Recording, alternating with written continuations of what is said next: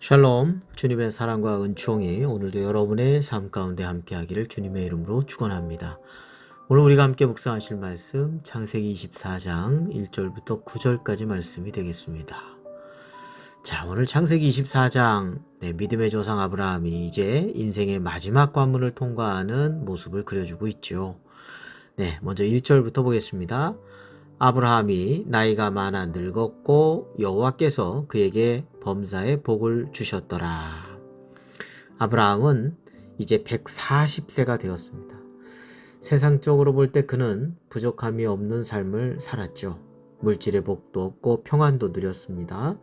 그러나 아브라함에게는 아직 마음속에 풀리지 않은 가장 거룩한 숙제가 하나 남아 있었습니다. 바로 하나뿐인 약속의 아들 이삭의 아내, 이제 배우자 베피를 구하는 일이죠. 그는 아내 사라도 죽은 후라 자신도 얼마 남지 않은 생명이 있는 그 동안에 이삭을 통해서 하나님의 약속의 후손들이 이어지는 것을 보고자 하였던 것이죠. 오늘 말씀을 통해서 아브라함이 약속의 가문을 세우기 위해 보여준 믿음의 선택을 돌아보면서 우리 삶에 주시는 영적인 메시지를 함께 나누고자 합니다.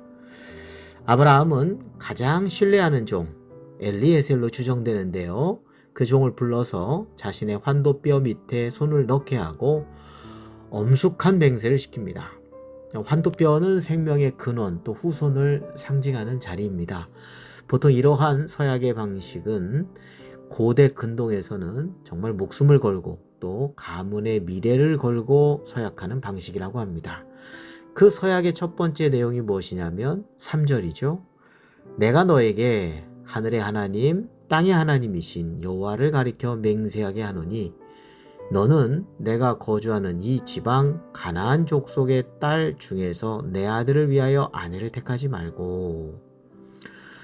아브라함은 가나안 땅에 살고는 있었지만 가나안의 딸을 며느리로 삼지 않겠다고 단언하죠. 당시에 가까운 이 가나안 족속과 혼인 그런 관계를 맺는 것은 정치적 경제적으로 가장 안전하고 이익이 되는 길이었을 것입니다. 하지만 가나안 문화는 우상 숭배와 또 도덕적인 타락으로 물들어 있었죠. 아브라함은 아무리 좋은 조건이라 할지라도 믿음의 길을 최우선으로 하였던 것입니다. 이미 그의 조카 롯이 죄악의 그 향락의 도시 소돔과 고모라를 선택했던 것에서 그는 깨달은 확신이 있었거든요.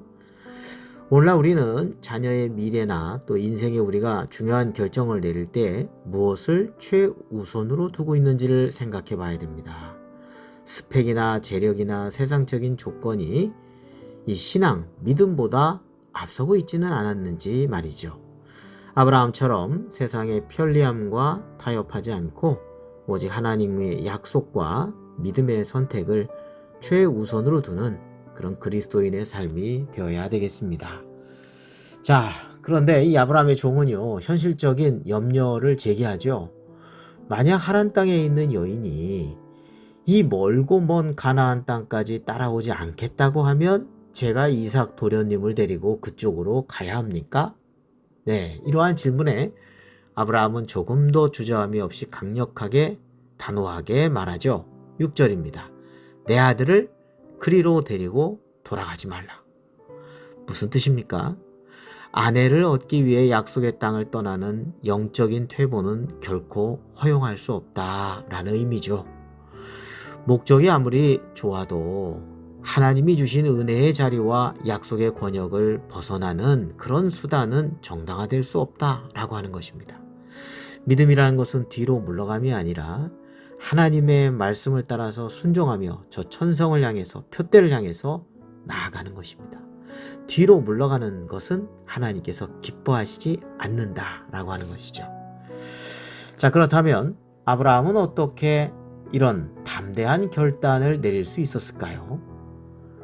바로 하나님의 신실하심을 확신했기 때문입니다. 우리 7절 말씀 가운데 보면 하늘의 하나님 여호와께서 그가 그 사자를 너보다 앞서 보내실지라 내가 거기서 내 아들을 위하여 아내를 택할지니라. 아브라함은 고백합니다. 내가 75세 갈대아 우르를 떠나 지금까지 올 때 하나님은 단 한 번도 약속을 어기신 적이 없다. 그 하나님이 이미 그분의 사자 천사를 너보다 앞서 보내어 모든 것을 준비해 두셨다 라고 하는 것을 그 종에게 이야기한 것입니다. 앞서 이삭을 모리아 산에서 번제로 드릴 때 순종한 아브라함에게 미리 준비된 순양이 있음을 본 아브라함은 이러한 고백을 할 수 있었던 것이죠. 아브라함의 믿음은 여호와 이레, 즉 앞서서 준비해 주시는 하나님에 대한 완벽한 신뢰를 가지고 있었던 것입니다. 우리가 하나님의 뜻에 합당한 순종의 발걸음을 내딛기만 하면 하나님은 이미 우리보다 앞서서 달려가셔서 만날 사람 준비하시고 또 길을 열어 놓으시는 분이라는 것을 아브라함은 알고 있었습니다. 자, 9절을 보면 종은 주인의 환도뼈 밑에 손을 넣고 이 엄숙한 서약에 맹세를 하죠.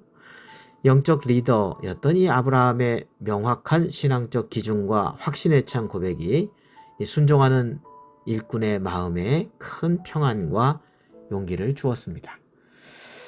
네, 우리는 날마다 수많은 선택의 갈림길에 서게 됩니다. 그때 세상의 계산법을 내려놓고 하나님의 약속을 중심에 두어야 하겠습니다.